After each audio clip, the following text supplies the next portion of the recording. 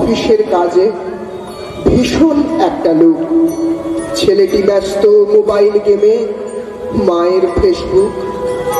ওইদিকে দেখো, মা মেয়ে মিলে কাজ করে চলেছেই, মনে যে তার একদিন মার দুঃখ ঘোচাবে।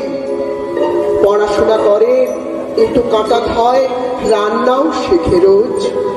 বড় হয়ে সে একা কাঁধে নেবে এ সংসারের বোঝ। দাদুর মালিশ, ঠাকুমার পান, সব কাজ শেষ হলে মাকে প্রণাম, ব্যাগ কাঁধে নিয়ে খুকু স্কুলে চলে।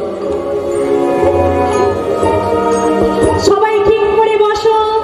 হ্যাঁ, আজ তোমাদের একটা গল্প বলবো, রূপকথার গল্প। সবাই চুপ করো। বেশ।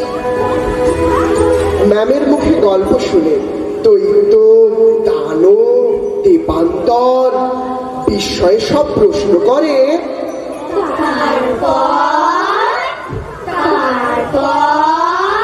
তারপর